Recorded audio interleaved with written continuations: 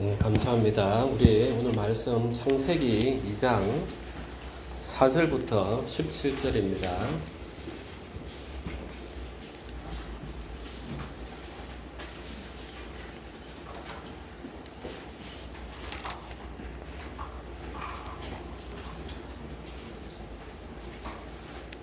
(4절부터) 낭독하도록 하겠습니다. 이것이 천지가 창조될 때 하늘과 땅의 내력이니 여호와 하나님이 땅과 하늘을 만드시던 날에 여호와 하나님이 땅에 비를 내리지 아니하셨고 땅을 갈 사람도 아직 없었으므로 들에는 초목이 아직 없었고 밭에는 채소가 나지 아니하였으며 안개만 땅에서 올라와 온 지면을 적셨더라. 여호와 하나님이 땅의 흙으로 사람을 지으시고 생기를 그 코에 불어넣으시니 사람이 생명이 되니라. 여호와 하나님이 동방의 에덴에 동산을 창설하시고 그 지으신 사람을 거기 두시니라. 여호와 하나님이 그 땅에서 보기에 아름답고 먹기에 좋은 나무가 나게 하시니 동산 가운데는 생명나무와 선악을 알게 하는 나무도 있더라. 강이 에덴에서 흘러나와 동산을 적시고 거기서부터 갈라서 내 근원이 되었으니 첫째 이름은 비손이라. 금이 있는 하윌라 온 땅을 둘렀으며 그 땅의 금은 순금이요 그곳에는 베델리엄과 호마노도 있으며 둘째 강의 이름은 기온이라.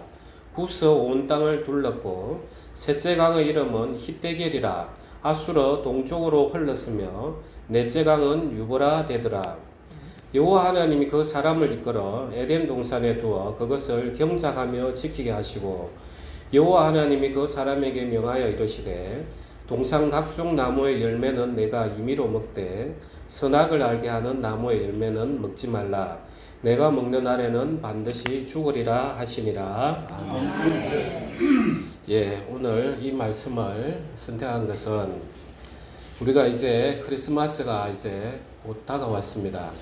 그래서 우리가 크리스마스가 되면 우리 교회도 있듯이 성탄 트리를 저렇게 하는 것이 언제부터 유래가 됐는가 많은 이제 논란은 있습니다. 그런데 이제 따지고 보면은 어떤 유래가 있었던지 간에 크리스마스면은 크리스마스 트리니까 예수님 나무인 거예요. 그래서 생명나무. 그래서 생명나무에 대해서 우리가 좀 더 깊이 알아야 되겠다는 마음이 있었습니다. 그리고 오늘 또 특별히 제니가 저렇게 아름다운 카드를 제작해가지고 와서 저도 그 적는 동안에 올 한 해를 이렇게 주님 앞에 감사할 수 있는 시간이 됐습니다. 감사합니다. 네.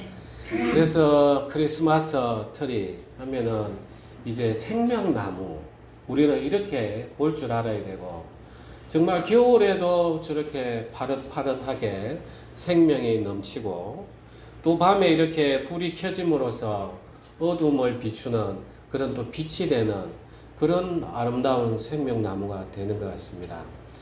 그래서 오늘 이 말씀을 쭉 여러분들께서 잘 들어보시면 하나님이 우리를 향한 계획이 얼마나 큰가를 여러분이 감격해 할 수 있습니다. 어떻게 보면 오늘 이 말씀이 하나님의 천지의 창조, 인간을 창조하신 그 모든 섭리를 우리가 담아낼 수 있습니다. 그러면 우리가 첫 번째로 말씀을 한번 보겠습니다. 4절. 이것이 천지가 창조될 때 하늘과 땅의 내력이니 그 다음 절은 같이 읽을까요? 여호와 하나님이 땅과 하늘을 만드시던 날에 그런데 창세기 1장에 딱 보면 여호와 하나님이라는 표현은 안 나오고 태초에 하나님이 천지를 창조하시니라 이렇게 나와요. 그래서 이걸 그 원어 히브리어로 보면은 창세기 1장에는 엘로힘이라고 표현을 하고 있고 창세기 2장 4장에는 야훼 엘로힘 이렇게 다르게 표현을 하고 있어요. 이 엘로힘, 엘이라는 것은 아주 강한 항소의 모습을 나타내는 글자입니다. 그래서 엘로아의 복수형이 엘로힘인데 하나님은 아주 이 천지를 창조하실 만큼 전지전능하시고 강한 하나님을 표현할 때는 엘로힘이라고 성경에 이렇게 표현을 하고 있어요. 그런데 이제 복수형을 쓰지만 하나님께서 천지를 창조하시니라. 이거는 원어에 보면 바라라고 해서 없는 것에서 유를 만들 때 단수형을 쓰고 있습니다. 그래서 복수 형태를 가진 엘로힘 하나님께서 창조를 하시는데 한 인격으로서 이렇게 창조를 하시는 그 삼위일체 하나님을 잘 보여주고 있어요. 그래서 우리는 성경을 탁 볼 때는 예수님 이야기 나오면 그냥 성자 하나님만 볼 게 아니라 그 인간의 몸으로 오신 예수님, 거기에 역사하고 계시는 성부 하나님, 그 예수님께서 기도하고 말씀하실 때 능력이 나가는 성령 하나님을 늘 동시에 생각을 해야 되는 거예요. 그래서 창세기 1장에서도 하나님께서 엘로힘, 태초에 하나님이 천지를 창조하시니라 할 때 그냥 막연히 성부 하나님이겠지, 그게 아닙니다. 성부 하나님은 큰 천지의 창조의 뜻을 품고 계시고 이걸 말씀하시는 성자 하나님이 계시고 이 말씀을 따라서 역사하는 성령 하나님이 늘 한 분으로 계시는 그 모습을 생각을 해야 되는 것입니다. 그런데 이제 우리가 창세기 2장 4절에 보면 이것이 천지가 창조될 때 하늘과 땅의 내력이니 여호와 하나님이 땅과 하늘을 만드시던 날에 이 야훼라는 이야기가 등장을 합니다. 그런데 이 여호와라는 이름에 우리가 힌트를 얻을 수 있는 것이 이걸 그대로 접으시고 출애굽기 3장으로 가겠습니다.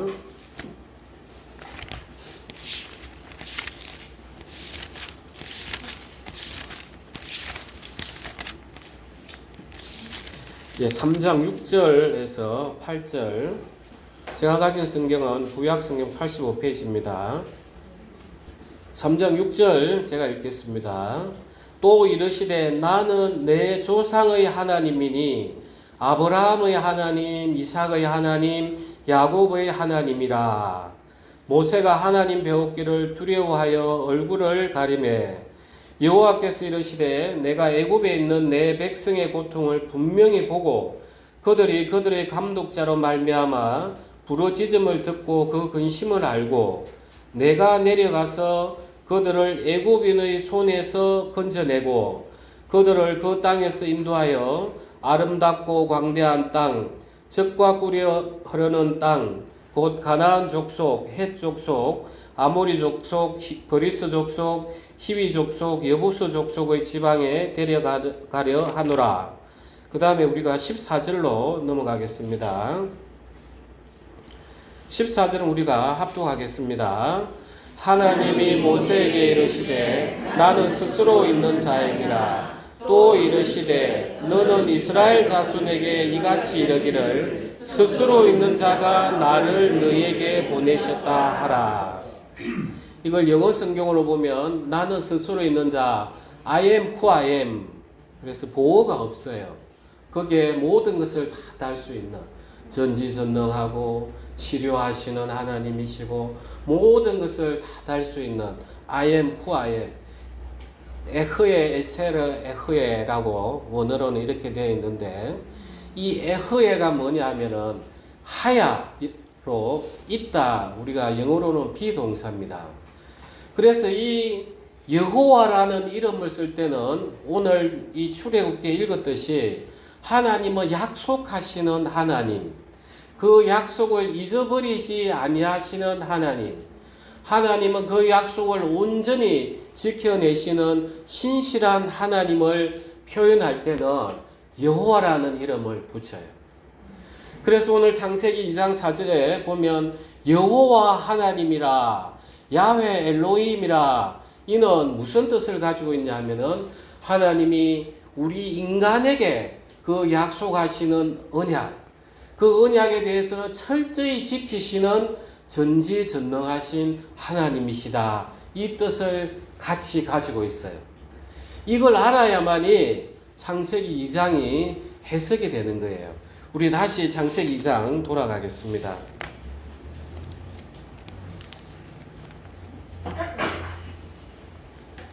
창세기 2장 5절. 여호와 하나님이 땅에 비를 내리지 아니하셨고 땅을 갈 사람도 없었으므로 들에는 초목이 아직 없었고 밭에는 채소가 나지 아니하였으며 안개만 땅에서 올라와 온 지면을 적셨더라. 그런데 이 성경을 보면은 창세기 1장하고 모순돼 보이는 것처럼 느껴져요. 왜냐하면 하나님이 셋째 날에 모든 식물과 씨 맺는 채소와 이 땅에서 일어나는 모든 것들을 식물을 다 창조하셨어요. 그런데 갑자기 5절에 여호와 하나님이 땅에 비를 내리지 아니하셨고 땅을 갈 사람도 없었으므로 들에는 초목이 아직 없었고 밭에는 채소가 나지 아니하였으며 이렇게 표현을 하고 있는 거예요. 그러니까 마치 창조가 두 번 일어난 것처럼 이렇게 잘 모르면 느껴지는 거예요.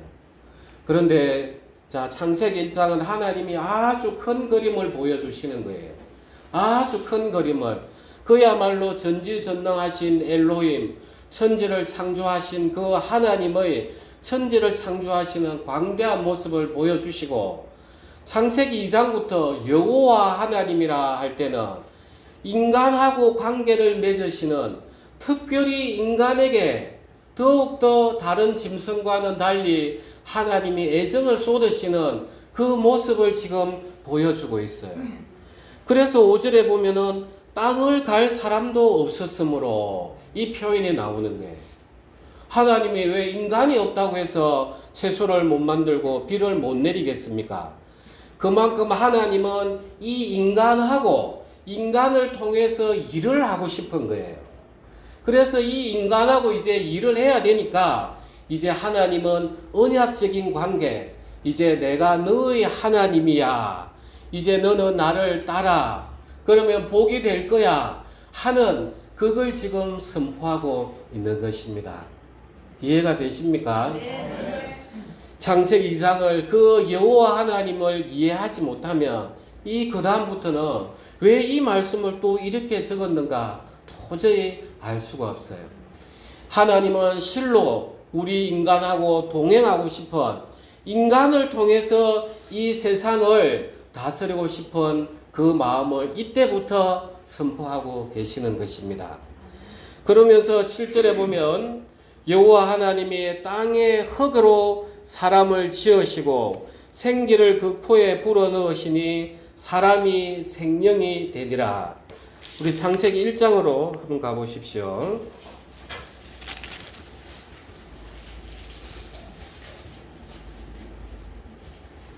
예, 창세기 1장 26절 27절 우리 다 같이 합독하겠습니다.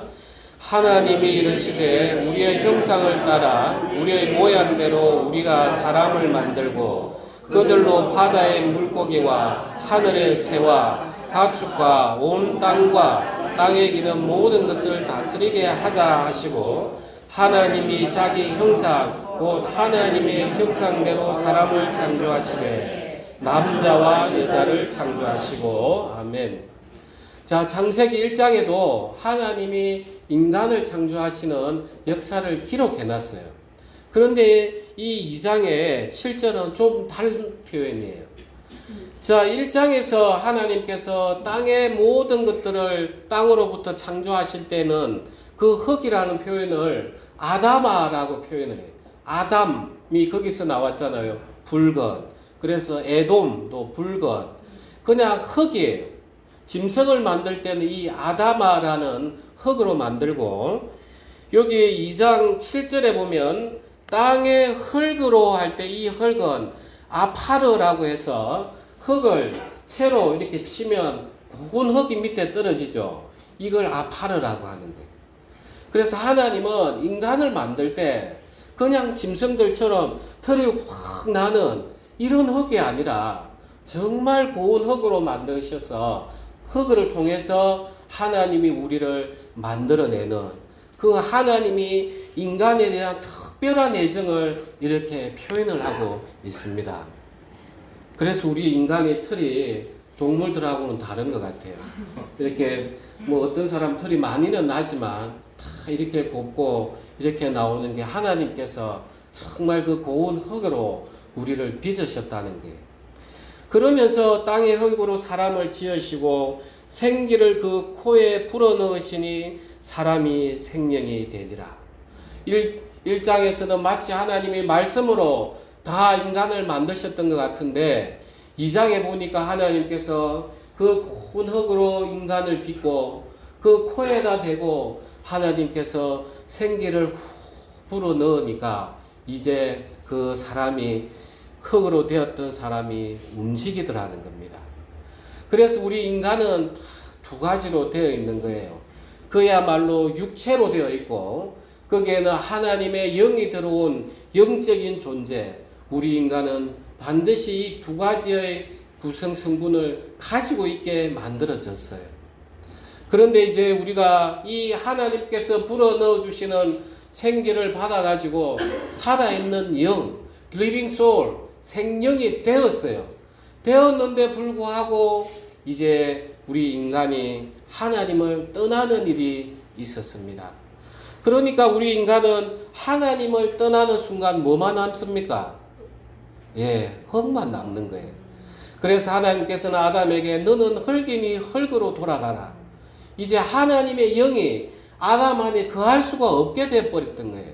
왜냐? 마음이 다르니까. 마음이 다르니까 어떻게 하나님이 거기에 동행할 수 있겠습니까? 그래서 너는 흙이니 흙으로 돌아가라. 그래서 우리 인간은 그때부터는 육체적인 존재가 되어버렸어요. 그냥 이 육체와 이 육체를 통해서 얻은 내 자아, 혼적인 존재만 남았던 거예요. 그래서 전도서에서는 1장 전도서에서 이야기하는 거예요. 해 아래 일어나는 모든 것들에 대해서 헛되고 헛되니 모든 것이 헛되다. 그래서 이 해 아래 일어나는 모든 것들은 흙이기 때문에 헛된 거예요. 그래서 사람들은 전도서를 읽으면 야 이거보다 더 좋은 철학이 어딨냐 이렇게 이야기해요. 그거는 거기까지만 아는 거예요. 하나님께서 인생에게 헛되고 헛되니 모든 것이 헛되고 헛되도다. 그 첫 번째 하나님께서 이 헛되다는 표현을 5번이나 쓴 것은 너희는 해 아래 일어나는 너 육체를 믿고 너희 지식을 믿고 너희가 품은 자아를 믿고 사는 게 얼마나 헛된지 알아라. 그러면 너희가 그 땅 아래 있는 걸 보지 말고 어디를 보라는 거예요? 땅 위에 하늘 위에 있는 그 하나님으로 돌이켜라는 게 전도서의 내용이에요. 그런데 믿지 않은 사람들은 마치 이 전도서가 인생의 철학인 것처럼 그래 세상 다 헛된데 내인데 이런들 어떠리요 저런들 어떠리요 이러면서 그냥 체념을 해버려요. 그러니까 믿지 않는 사람에게는 똑같이 하나님의 말씀이 오더라도 반대로 들리는 거예요. 우리 사랑하는 형제자매님, 우리는 하나님을 떠나면 우리에게는 흙밖에 없는 거예요. 마치 짐승이 그 짐승의 본능대로 살아가면서 짐승의 그 자아를 가지고 말귀도 알아듣고 먹을 걸 찾아가는 것처럼 우리도 그런 존재밖에 안 되는 거예요. 그래서 하나님께서는 애초에 그 생기를 불어넣어서 생명이 되게 한 것은 하나님의 말씀에 순종해서 하나님하고 동행하길 원하셨다는 거예요. 아멘. 우리가 다시 창세기에 우리가 쭉 이어서 보겠습니다.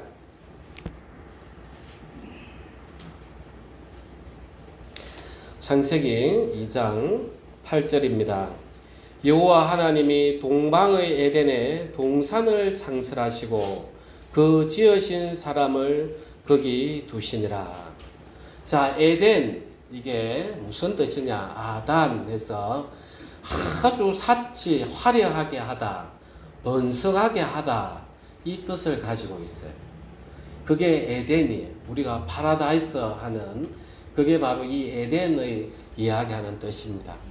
자, 하나님께서는 그 인간에게 이제 인간을 통해서 이 피조세계를 다스리고 하나님이 그 속에서 영광을 받길 원하셔서 인간을 정말 고운 흙으로 만드시고 그게 당신의 생기를 불어넣어 주셔서 그야말로 하나님하고 교통할 수 있도록 생명이 되도록 해주셨어요. 그러고 난 다음에 하나님께서는 에덴이라는 동산 가운데서 그 인간을 거기 두셨어요.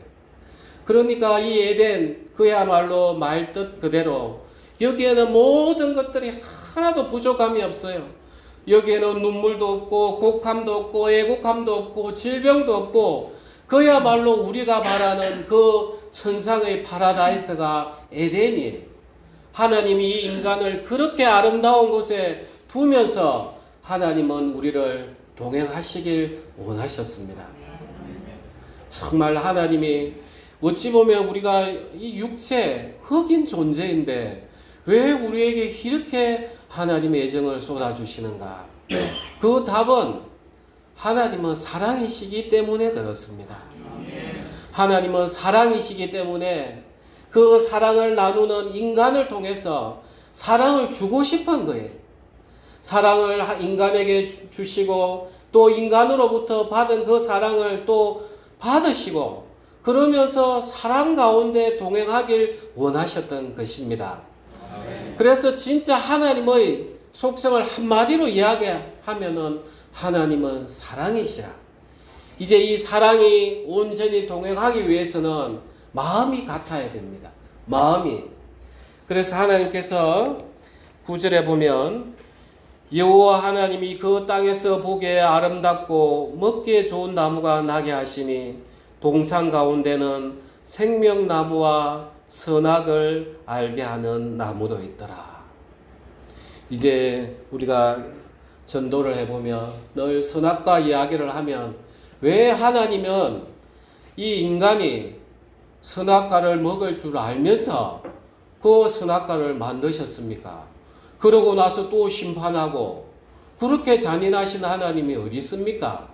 늘 믿지 않는 사람 입에서는 이 말이 나오는 거예요. 그런데 여러분 잘 생각해 보십시오. 사랑이라는 것은 마음이 다른 마음이 섞이면 동행할 수가 없어요. 그래서 하나님께서는 이제 많은 나무 가운데 또 생명나무도 두시고 선악과 나무를 두셨어요. 인간에게 이제 자유의지를 부여하셨어요. 진정한 자유가 있어야만이 내가 이 사람을 선택할 수 있고 하나님을 선택함으로써 내가 나의 길을 버리고 하나님 길에 순종할 수 있기 때문에 그런 거예요. 그래서 하나님은 생명나무를 두시면서 그래 너는 나와 온전히 동행하고 나의 이야기에 순종하면서 영원한 생명의 길을 걸어갈래?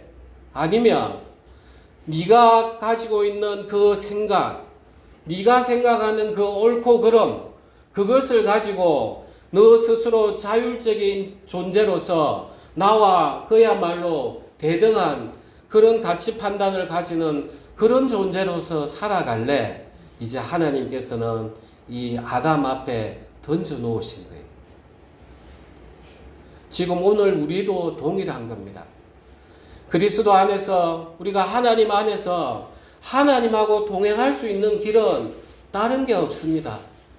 내가 내 주체를 계속 가지고 있으면 있을수록 하나님하고는 멀어지는 거예요. 그래서 우리가 회개하라. 계속해서 회개하시오. 우리가 가지고 있는 내 옳고 그름 버리십시오 하는 것이 버려지지 않는 한 하나님하고 동행을 할 수가 없는 것입니다. 우리 인간은 하나님의 이 생명나무로부터 오는 그 생명나무의 열매를 먹어야만이 우리는 하나님하고 동행할 수 있는 것입니다.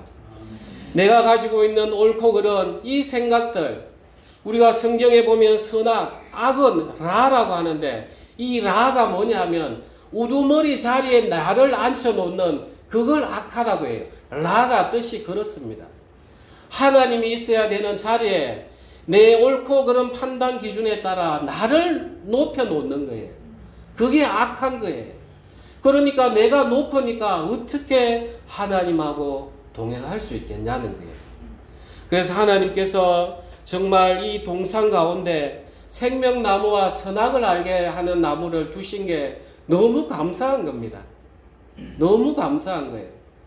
우리가 온전히 내라는 존재를 벗어 던지고 내라는 존재에 대해서 정말 흑인 존재인 걸 인정을 하고 하나님을 따를 때 그게 영원한 생명이요 하나님과 함께 할 수 있는 사랑임을 이때 이미 선포하고 계시는 것입니다.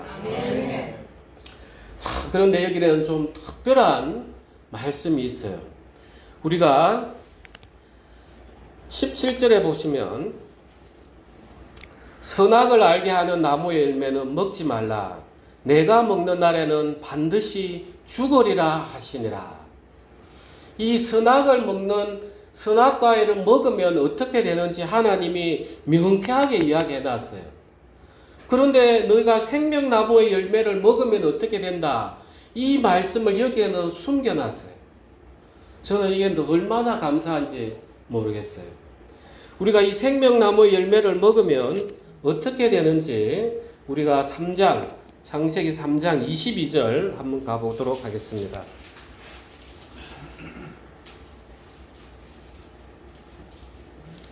자, 3장 22절 우리 합독하겠습니다. 여호와 하나님이 이르시되 보라 이 사람이 선악을 아는 이래 우리 중 하나같이 되었으니 그가 그의 손을 들어 생명나무 열매도 따먹고 영생할까 하노라 하시고. 자, 생명나무의 열매를 먹으면 어떻게 됩니까? 영생하는 거예요. 만약에 이때 하나님께서 아담에게 생명나무의 열매를 먹으면 너는 영생할 것이고 선악과를 먹으면 영원히 너는 사망의 심판을 받을 것이다. 이 말을 미리 선포했다면 사단이 어떻게 이 아담과 하와를 노략질했겠습니까? 첫 번째 아담과 하와에게 이야기 안 했겠습니까? 하나님이 너 이거 아무것도 먹지 말라고 하더냐? 아니, 다 먹어도 되는데 선악과는 먹지 말래. 혹시나 죽을까? 그러니까 사단이 아니야. 그거 먹으면 눈이 밝아서 너 하나님처럼 돼. 그리고 생명나무 먹으면 너 하나님처럼 영원히 살 수 있잖아. 이렇게 했으면은 우리 인간에게는 다시는 우리가 하나님 앞에 회개할 수 있는 기회를 갖지 못했어요. 여러분, 이 하나님의 이 말씀이 얼마나 놀랍습니까? 저도 이 말씀을 묵상할 때 왜 하나님 앞에 이런 말씀 안 하셨지? 그런데 하나님께서 아담에게 여자의 후손을 약속하시고 이때 이야기하시고 이제 에덴 동산을 쫓아내시는 거예요. 이제 이 생명나무의 열매는 무엇인가는 이제 계속해서 하나님이 숨겨시고 조금씩 보여주셨어요. 그게 오늘날 이 생명나무의 열매가 누굽니까? 예수님인 거예요. 예수님. 그래서 예수님께서 오병이어의 떡으로 사람들 다 먹이시고 나서 생명의 떡을 먹으라. 이렇게 하나님은 계속해서 예수님을 조금씩 보여주셨어요. 그야말로 우리 인간이 정말 이 예수님을 만나지 않고서는 이 생명나무의 떡을 먹으면 안 되기 때문에 그런 거예요. 그래서 예수님께서 이 땅에 오셨을 때 그 나름 똑똑한 선악의 기준이 명확한 그 율법사요 바리새인들에게는 예수님이 주르륵 다니시지만 마치 에덴 동산에 있는 각종 실과 나무에 불과한 것처럼 보여졌단 말이에요. 그러니까 그들에게는 하나님이 예수 그리스도의 생명나무의 열매를 허락하지 아니하셨어요. 그런데 38년 된 병자, 가늠하다 붙들린 여자, 그 다음에 문둥병자, 정말 하나님 앞에 불쌍히 여기소서 하는 그 세리, 이런 사람들에게는 더 이상 자기가 자기를 의지할 수 있는 희망이 없는 사람이었어요. 예수님은 그런 사람 앞에만 당신의 생명나무의 열매를 허락하셨어요. 사랑하는 형제자매님, 우리가 하나님을 온전히 믿는 길은 다른 게 아닙니다. 내가 어느 정도 버려지느냐에 따라서 믿음이 들어오는 것이에요. 내라는 자아의 존재가 가득한 상태에서 내 하나님 믿습니다. 하나님이 그 생명나무의 열매를 허락하지 않아요. 하나님께서는 천사에게는 회개할 기회를 주지 않았습니다. 하나님은 우리 인간에게 이 육체라는 이 흙이라는 존재에 고통을 허락하셨기 때문에 다시 회개할 기회를 주셨단 말이에요. 그래서 우리가 고난 가운데 있을 때 하나님을 바라보고 정말 내라는 존재가 이렇게 무익하구나. 내가 나를 믿고 살아왔는데 아무것도 아니었구나. 이게 깨질 때 비로소 하나님의 생명나무의 열매, 예수 그리스도의 말씀이 나에게 들어오는 세계입니다. 아멘. 사랑하는 형제자매님, 우리가 돈을 많이 벌고 싶습니까? 돈에 대해서 여러분이 사망선고를 하시면 그때부터 하나님 일하십니다. 여러분 병에 대해서 여러분이 고난 가운데 있습니까? 병에 대해서 내가 손을 들어야만이 그때부터 하나님이 일하십니다. 내가 조금 아프면 병원에 가서 어디가 아프다, 어디가 안 좋다 하더라. 늘 머릿속에 그게 있으니까 하나님이 일을 못 하시는 거예요. 여러분이 높아지고 싶습니까? 거기에 대해서 죽고 가장 낮은 위치에서 섬겨보십시오. 거기에 하나님이 마치 에덴 모든 복을 다 숨겨놨습니다. 하나님의 창세의 섭리는 이렇습니다. 그래서 하나님께서는 처음부터 이 에덴 동산을 우리 인간에게 주셨어요. 그런데 인간이 선악을 알게 하는 나무의 열매를 먹음으로써 하나님을 떠나버렸습니다. 이제 하나님은 인간이 에덴으로 못 들어오게 하셨지만 하나님 당신이 에덴을 떠나서 인간을 따라다니면서 당신을 보여주시길 원하셨습니다. 그게 바로 절정에 이른 게 예수 그리스도입니다. 그래서 요한계시록 22장 마지막을 한번 보시면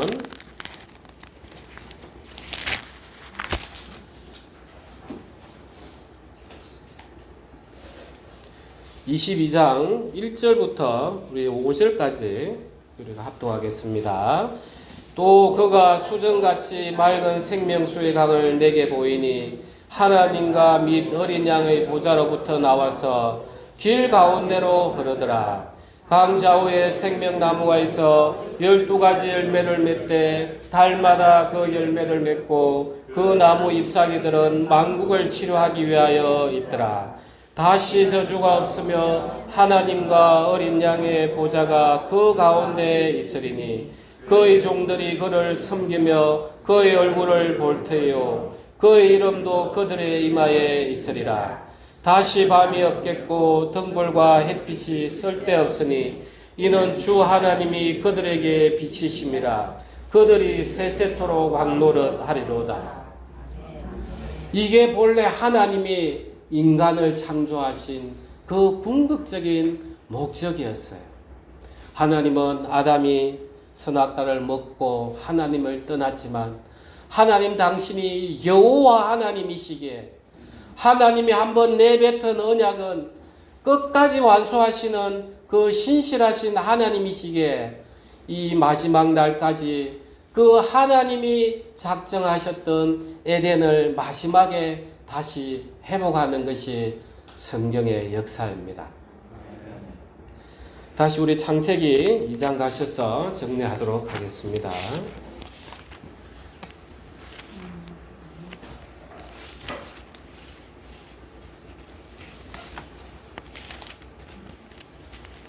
창세기 2장 10절부터 제가 읽겠습니다.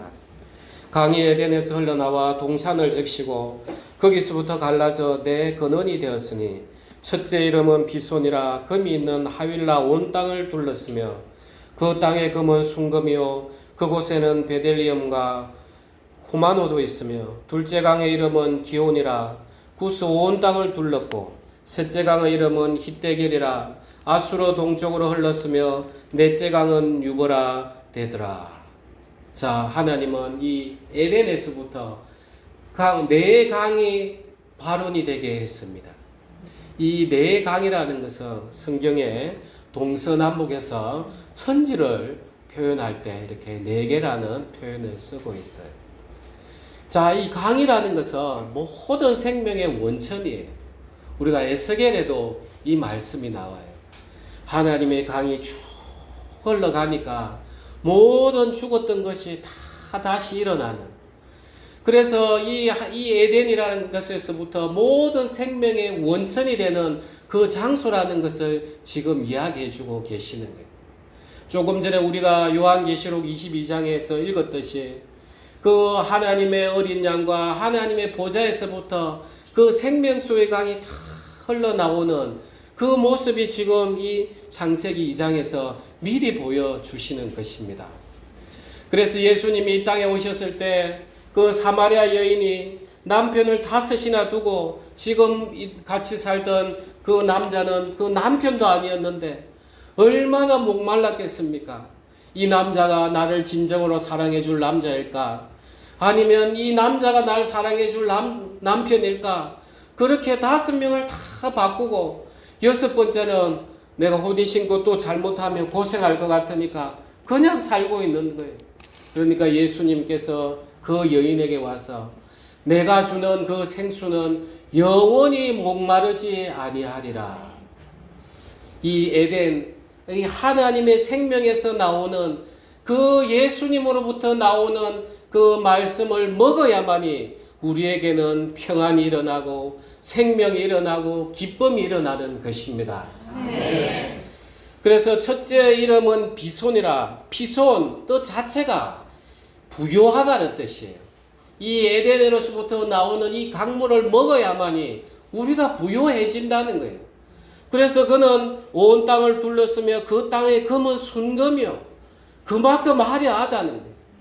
물론 그 당시에 하나님께서 이런 실질적으로 모형도 역사적인 지형도 다 말씀대로 하셨지만 우리는 오늘날 또 이렇게 볼 수 있는 거예요. 둘째 강은 이름은 기온이라. 구서 온 땅을 둘렀고 이 기온 자체가 하나로 만든다는 뜻이에요. 하나로. 우리가 생명의 쇠를 먹어야만이 예수 그리스도 안에서 온전히 우리가 하나가 되는 것입니다. 셋째 강의 이름은 히데겔이라. 아수로 동쪽으로 흘렀으며 우리가 티그리스 강 하는 히데겔, 이거는 물살이 아주 빠르게 흐른다. 이 하나님의 말씀의 역동적인 것을 이야기해 주고 있어요.